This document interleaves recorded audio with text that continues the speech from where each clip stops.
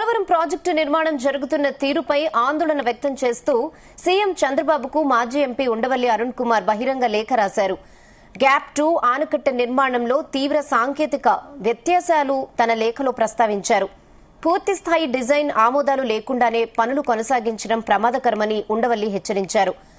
కట్ట పునాది స్థాయిలో వ్యత్యాసం ఉండటం వల్ల స్థిరత్వం దెబ్బతినే అవకాశం ఉందని చెప్పారు.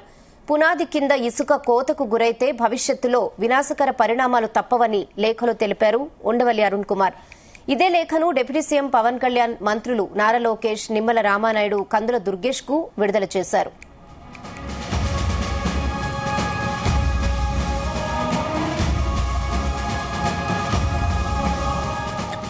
ఇదే విషయంపై మరిన్ని అప్డేట్స్ మా ప్రతినిధి ప్రసాద్ అందిస్తారు. ప్రసాద్, రెహనా మాజీ ఎంపీ ఉండవల్లి అరుణ్ కుమార్ ఇవాళ సీఎం చంద్రబాబుకు రాసిన లేఖ ద్వారా వెల్లడించిన అనుమానాలు అయితే చాలా సంచలనంగా మారుతాయని చెప్పుకోవచ్చు. చాలా తీవ్ర చర్చనీయాంశంగా మారుతాయని కూడా మనం చెప్పుకోవచ్చు. ఎందుకంటే దాదాపు డ్యాం భద్రతనే ప్రశ్నార్థకంగా అదేవిధంగా అనుమానాలు వ్యక్తం చేస్తూ ఈ లేఖతో పేర్కొనడం జరిగింది. ఉండవల్లి రాజమండ్రి మాజీ ఎంపీ అదేవిధంగా అనేక అంశాలపై మేధావిగా గుర్తింపు పొంది అదేవిధంగా అనేక అంశాలపై కొండబద్దలు ప్రభుత్వానికి సూచనలు కావచ్చు, విమర్శలు కావచ్చు చేసే ఉండవల్లి అరుణ్ కుమార్ కూటమి ప్రభుత్వంలో పోలవరం ప్రాజెక్టు నిర్మాణం జరుగుతున్న తీరుపై ఈ సంచలన లేఖనైతే విడుదల చేయడం జరిగింది.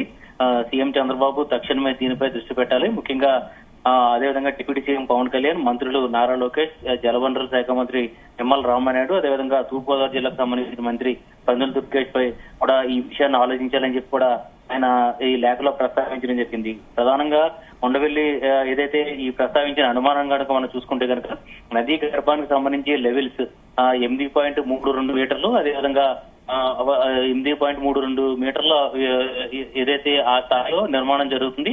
అయితే 15.5 మీటర్ల ఎత్తులో నిర్మాణం జరగాలి. కాబట్టి 7 మీటర్ల వ్యత్యాసం రావడంతో అక్కడ ఏదైతే ఇప్పుడు ప్రస్తుతం జరుగుతున్న డయాఫ్రామ్ వాళ్ళ దగ్గర ఇసుక కోతకు గురై భవిష్యత్తులో ఈ ప్రమాదం సంభవిస్తుందని చెప్పి కూడా ఉండవల్లి అరుణ్ కుమార్ తన లేఖ ద్వారా హెచ్చరించిన పరిస్థితి అయితే ఉంది.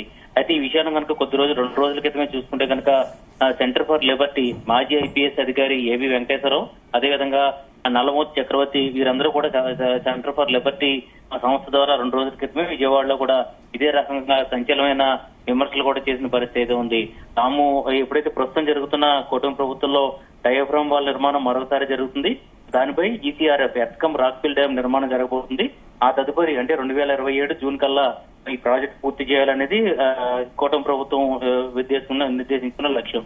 అయితే ప్రస్తుతం చూస్తే కనుక డ్యామ్ కు ఆయుపట్టిగా ఉన్న ఈసీఆర్ఎఫ్ డ్యామే భద్రతా ప్రమాణంగా తగ్గట్టుగా ఉండట్లేదు. ముఖ్యంగా కాంట్రాక్ట్ సంస్థ ప్రస్తుతం చూస్తున్న పోలవరం ప్రాజెక్టు నిర్మాణం చేపడుతున్న మెగా సంస్థ తీరుపై కూడా ఈ సెంటర్ ఫర్ లిబర్టీ సభ్యులైతే ఆరోపణలు చేసిన పరిస్థితి అయితే ఉంది. మొత్తమే చూస్తే కనుక ఒకవైపు కూటమి ప్రభుత్వం పోలవరం ప్రాజెక్టును పరుగులు తీస్తున్నామని చెప్పి కూడా ఇటీవల అసెంబ్లీ సాక్షిగా కూడా వెల్లడించిన పరిస్థితి అయితే ఉంది.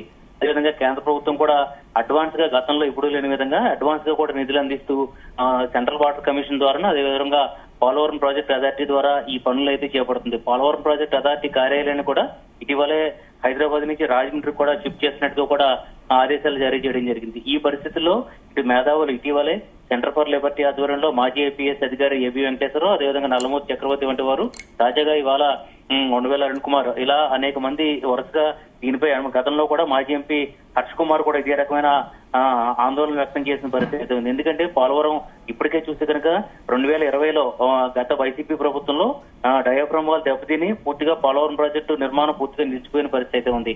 మరొకసారి కొత్తగా 800 కోట్లతో డయాఫ్రామ్ వాల్ నిర్మించి డయాఫ్రామ్ వాల్ పైన ఈసీఆర్ఎఫ్ వాళ్ళు రాతికట్ట వరకు పూర్తయితే పోలవరం ప్రాజెక్ట్ లో 41.15 మీటర్లకు నీరు నిల్వ చేసి 2027 జూన్ కి అంటే పుష్కరాల కంటే ముందే పోలవరం ప్రాజెక్టు పూర్తి చేసి జాతికి అంకితం చేయాలని చెప్పి కూడా సీఎం చంద్రబాబు అదేవిధంగా కూటమి ప్రభుత్వం కూడా నిర్దేశించుకుంది. అయితే ప్రస్తుతం వస్తున్న అనుమానాలు అయితే మరోసారి ప్రభుత్వం చాలా సీరియస్ గా తీసుకోవాల్సిన అవసరం ఉందని చెప్పి కూడా ఇప్పటికే చాలా సూచనలు కూడా అదేవిధంగా ఆందోళనలు కూడా వ్యక్తం అవుతున్నాయి. ముఖ్యంగా ఈ డయాఫ్రామ్ వాల్ నిర్మాణంలో మరోసారి ఎలాంటి లోపాలు తలెత్తినప్పటికీ కూడా తలెత్తితే కనుక కింద అంటే పోలవరం ప్రాజెక్టు దిగున ఉభయ గోదావరి జిల్లాలోనే ప్రస్తుతం చూసుకుంటే కనుక 5 జిల్లాల్లో పరిధిలోని లక్షలాది మంది ప్రజలు ఉంటారు.